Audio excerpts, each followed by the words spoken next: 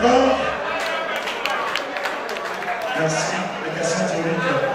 Je rappelle à toutes fins utiles que c'est le seul candidat étranger qui est resté dans la compétition jusqu'ici. Il nous vient du Togo. Les rendez-vous sont là, c'est une compétition panafricaine désormais. Nous avons eu des candidats venus du Nigeria, venus de la Côte d'Ivoire, venus du Tchad. Il est le seul resté en compétition jusqu'ici et il nous vient du Togo. Est-ce qu'on peut saluer le Togo?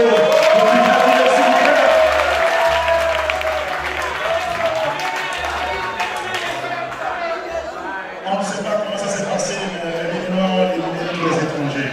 C'est le seul qui est resté et qui tient bon. Et qui sait s'il n'ira pas en finale ce soir. On y va pour les questions théoriques. C'est bon, on fait question théorique.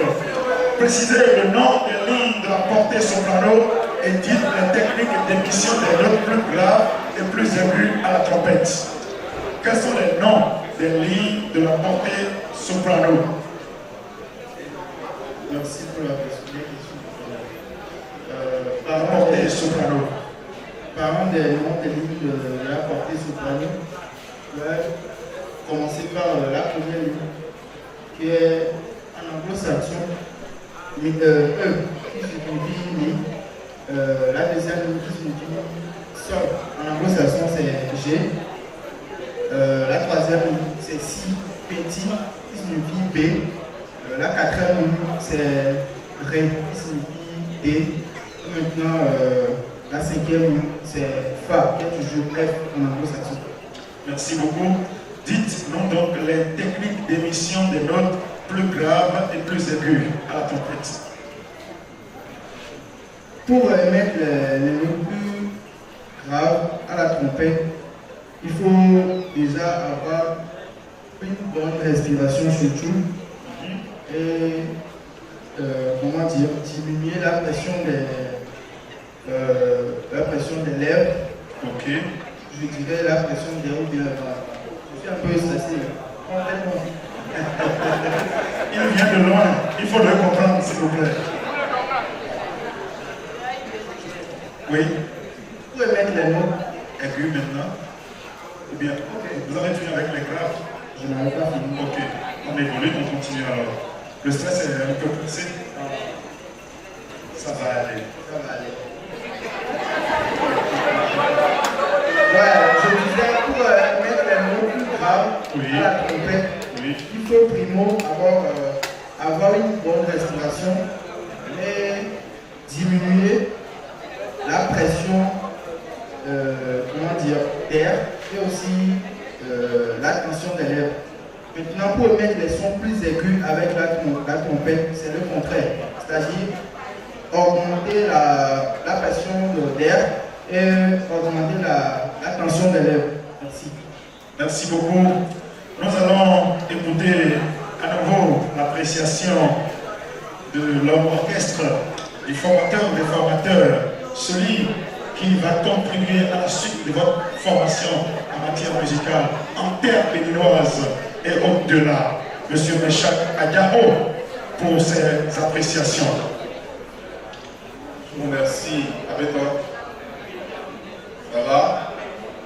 D'accord. Vous connaissez personnellement Hortense Maillot? Vous la connaissez, vous lui direz que vous avez vu Maestro Meshak. Elle vous dira pourquoi. Je ferme la parenthèse. Bien. Alors, au niveau théorique, votre réponse était juste par rapport à la première question. Il a juste manqué la précision des octaves.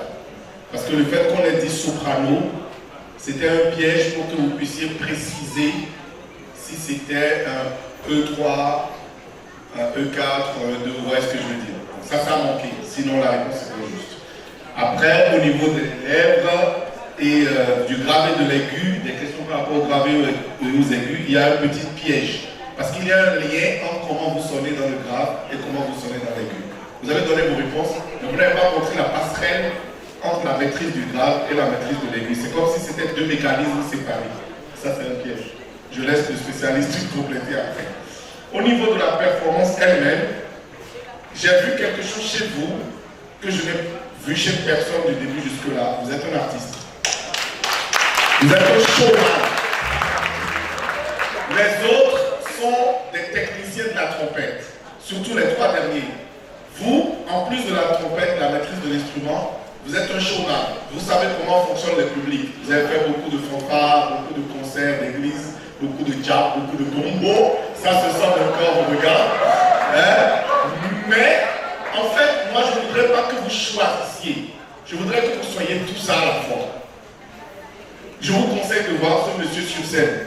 C'est la précision scientifique et millimétrée de l'instrument, malgré son côté showman qui bouge, qui danse.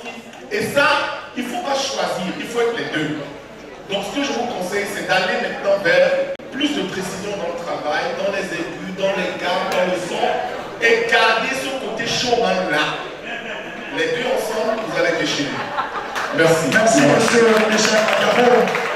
Cher public, je vous invite à aller vers la passerelle qui permettra à notre candidat de passer en finale. Ici, s'il vous plaît. Emmanuel Rodriguez, 14 et 13 sur 20. Michel Garo, 15 et 16 sur 20. Lévi Avadra, 16 et 16 sur 20. Prudence Aronsou, 15 et 14 sur 20. Vente de tickets, 5 sur 20. Théorie musicale, 17 sur 20. Vote en ligne, 16,51 sur 20. Total, 157,51 sur 220.